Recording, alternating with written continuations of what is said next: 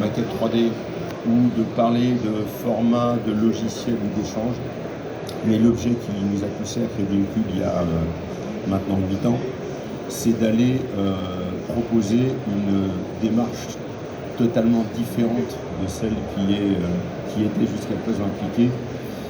La vraie question de tous les acteurs d'un projet de bâtiment, d'un projet de territoire, d'un projet d'infrastructure, d'une ville, d'une aglo, d'une industrie, ce n'est pas quel outil je vais utiliser pour aller dessiner mon bâtiment ou dessiner ma route, c'est comment je fais pour avoir un état des lieux existants de mon patrimoine, de mes processus industriels, de la mobilité dans une ville, et pouvoir avoir des processus de raisonnement, de construction du futur, de se projeter, et à partir de là seulement, de se dire, j'ai un écosystème qui s'appelle le digital, qui me propose plein d'outils pour me permettre de me projeter virtuellement dans le futur, d'évaluer ce que je vais faire, de préparer, et quand j'ai décidé ce que je vais faire, j'ai le plan pour l'appliquer. Et quand je dis j'ai, c'est toujours un j'ai collectif, parce que je pense que personne dans la salle aujourd'hui ne travaille tout seul. Nous savons tous que tous nos sujets qui sont aujourd'hui intéressés dans le Big World, mais tous nos sujets d'activité sont forcément des sujets que l'on traite en équipe.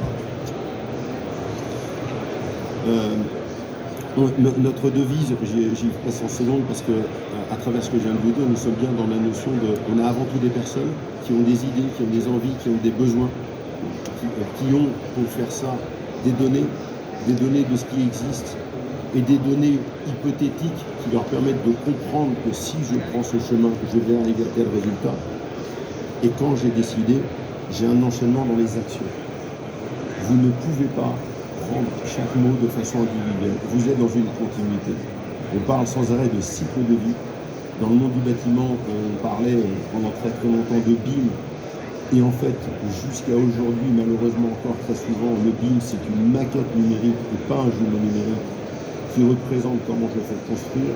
Est-ce que les informations que vous avez dedans sont compréhensibles et exploitables pour une équipe de gestion d'exploitation derrière? Pas forcément. Est-ce qu'ils vont donner des informations à un groupe politique qui gère une agglomération pour comprendre les activités sur son territoire? Pas forcément. Donc aujourd'hui, ce qui nous motive toujours, c'est de se dire je vais créer une information qui va être capable de vivre et d'alimenter la totalité des acteurs au fur et à mesure de ce cycle de vie. Et évidemment, pour finir, de façon simple et compréhensible, quel que soit le niveau de compétence de la personne qui va regarder, on sait tous que les personnes qui décident sont en général non pas les experts, les sachants, mais bien les gens qui vont récupérer le résultat de nos projets, de nos bâtiments, de nos infrastructures.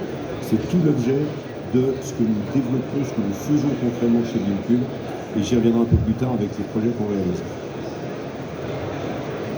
Donc, vous avez déjà les gains qu'on obtient. Quand je parle de gains, c'est pas du boniment. Ça fait 8 ans qu'on existe. Nous avons fait des maquettes numériques de très gros sites industriels. Nous avons construit et nous sommes en train de développer, de protéger, de breveter une approche totalement différente de l'organisation des données qui permet de faire vivre tout ça. Mais ces organisations de données n'ont de la valeur que si elles partent encore une fois des processus des uns des autres et si elles alimentent des résultats d'outils pour que chacun, en fonction de ce qu'il cherche à avoir comme information, puisse l'exploiter de façon très simple. Parce que la bonne collaboration part d'abord par chaque personne qui va dialoguer avec l'autre, comprend ce qu'elle doit comprendre et pose les questions qui est l'objet de son rôle dans le projet.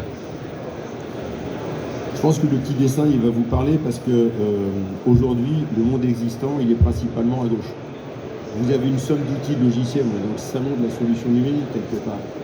Est-ce que l'ensemble de ces solutions décrivent une démarche cohérente, une organisation des données cohérente qui vous permet d'avoir une source unique où à chaque fois que 3 personnes vont avoir besoin d'une information, ils sont sûrs et certains que d'abord, ils ont la même version de l'information et qu'en plus, cette information qu'ils exploitent est bien l'information validée qui leur permet de faire leur boulot?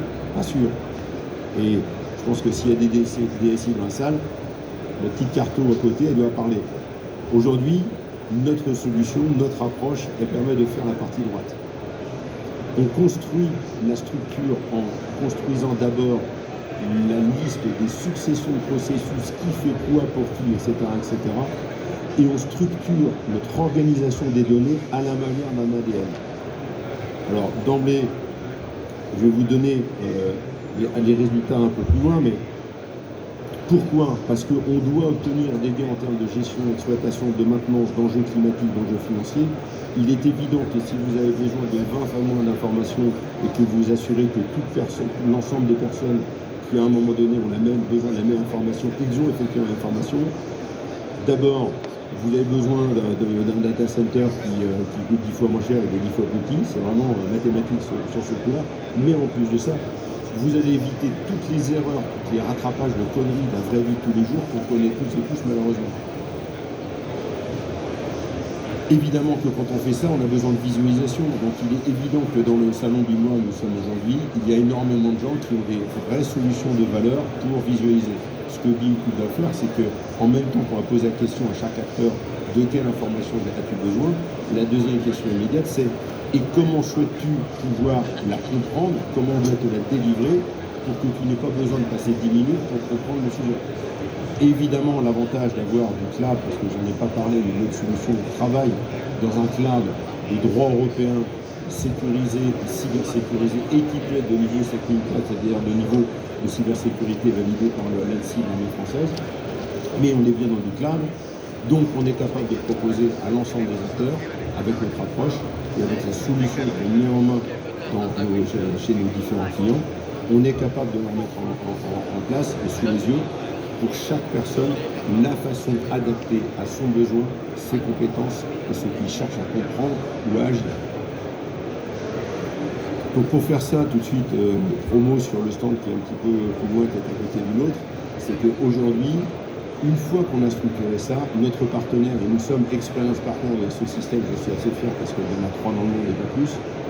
Experience Partner, c'est pas Software Partner, c'est simple, nous ne sommes pas revendeurs de logiciels.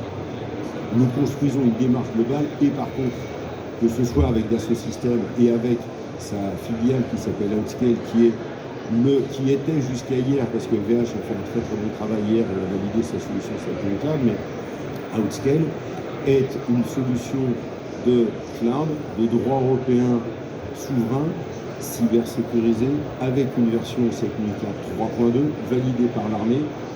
Donc clairement, on a réalisé il y a 5 ans dans cet environnement-là, la maquette numérique puis le jumeau numérique de simulation d'évolution industrielle du site militaire de la vallée de Cherbourg. Il est évident quand on fait ce genre de choses, qu'on part des processus, on a besoin d'avoir une sécurité. Pourquoi aussi on va chez eux? Parce que nous sommes dans un monde de petites entreprises, donc ça veut dire que le coût de mise en œuvre doit être cohérent. Bonne nouvelle, tout le monde pense que Dassault Systèmes c'est une solution que seuls les groupes peuvent s'offrir. Absolument pas. Au contraire, il faut considérer que le ROI lié à l'investissement qu'on porte dans les petites entreprises est de moins de 6 mois. Moins de 6 mois. Donc vous imaginez que la partie infrastructure logicielle n'est pas du tout dans notre domaine. Je vous ai parlé, je vais passer là-dessus rapidement parce que finalement je vous ai déjà décrit un petit peu l'ensemble des questions et de ce qui motive toute notre démarche. Mais fondamentalement, encore une fois, le but c'est qu'à l'arrivée, chaque acteur qui va utiliser notre solution dans une entreprise ou un groupement d'entreprise ou une ville ou une mairie ou l'école polytechnique de Saclay qui gère la totalité de ses travaux, sa gestion et l'exploitation maintenance dans un vrai jumeau numérique de gestion de territoire qu'on a mis en place il y a maintenant 5 ans. La vraie question c'est pour chaque personne, à propos, je suis censé faire quoi aujourd'hui? Je suis sûr d'avoir la bonne version, de la bonne information, je ne la recherche pas, je ne navigue pas dans des dossiers, elle m'est présentée sous les yeux quand je commence ma tâche. Évidemment, je suis à l'aise avec un outil, il faut que ce soit ouvert. Si je suis à l'aise, je vais parler d'Assault Systèmes, si mon outil de conception c'est du Revit, c'est du haut plan, c'est de l'Archicad, et bien on va travailler avec du Revit, du haut plan, de l'Archicad. Vous n'allez pas demander à un ébéniste qui a l'habitude de faire une fauteuil Louis XIV avec un type de bouche particulière, de dire qu'il va démerder pour faire la même chose avec un rabot à bois. Ça n'a pas de sens. Il faut qu'on a toujours tous, parce qu'on vient aussi du chantier et on vient tous de l'industrie chez BeInCloud, que le premier sujet c'est de permettre à chacun de penser à ce qu'il doit faire pas à comment je vais tenir l'outil qu'on m'a mis dans les mains ou qu'on m'a imposé. Ça, c'est aussi dans le monde du numérique quelque chose de fondamental. Je vous passe ces sujets-là, mais pourquoi est-on capable de proposer d'emblée à nos clients des processus? Parce qu'avant, on était de l'autre côté de la barrière. On a de l'expérience d'activité, gestion de vie des territoires. On vient de l'industrie. J'ai transformé personnellement la totalité de l'industrie Beneteau et Janot en transformant l'organisation même des usines. Donc nous avons une part de notre activité qui consiste à analyser des entreprises qui doivent progresser pour pouvoir derrière les transformer et leur configurer la solution finale. Donc pour faire simple, et avant la conclusion, ça peut vous paraître barbare, mais voilà comment on va aller cartographier le travail et les questions que se posent les uns les autres, parce qu'on a configuré, on a développé l'outil qui, en partant de cette entre guillemets simple cartographie, va nous permettre d'illustrer tous les points durs pour accompagner la transformation d'une entreprise de charpente, d'une industrie, de tout ce que vous voulez. Mais derrière, on va mettre en place la totalité des environnements. Ces environnements, au final, vous avez des copies d'écran d'un certain nombre d'outils. Ils sont en environnement web, pour la plupart. Vous aurez aussi l'avantage d'avoir une uniformité, une unicité de l'interface homme-machine pour tous les acteurs d'une entreprise. On continue à transformer le groupe Piscobois. Aujourd'hui, les personnes qui sont au chargement du camion peuvent tout à fait remonter au niveau du service commercial. Ce qu'elles verront sur les outils du service commercial se présente dans la même approche d'ergonomie et de simplicité. Là aussi, le dialogue dans ce point d'équipe marche. Et si vous travaillez dans un environnement d'un maître d'œuvre, un maître d'ouvrage qui va à un moment donné mettre anarchie, ou un chef de chantier derrière cet environnement, tous parlent dans la même approche et le même langage.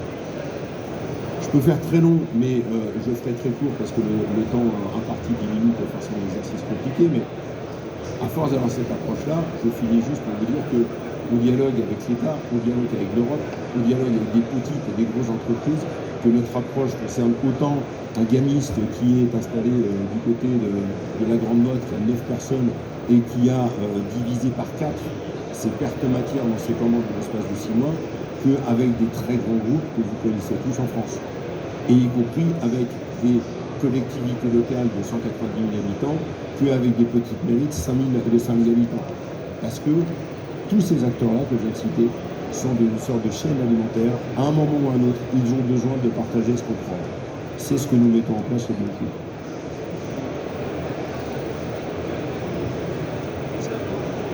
Juste pour finir, les dernières petites slides, vous avez une petite liste des clients qu'on a, et il y en a qu'on n'a pas encore mis parce qu'on est en train d'avancer et d'exposer.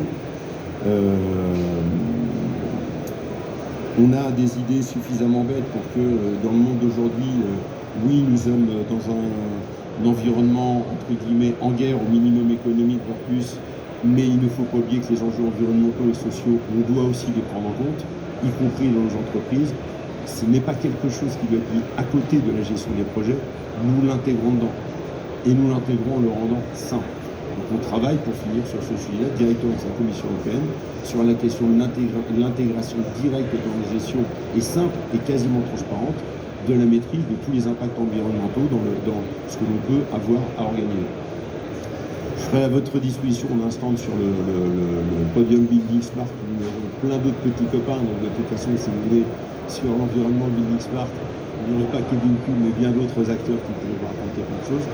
Je vous remercie de votre attention et puis donc je suis à votre disposition ensuite pour répondre à toutes les questions qui peuvent vous intéresser. Merci.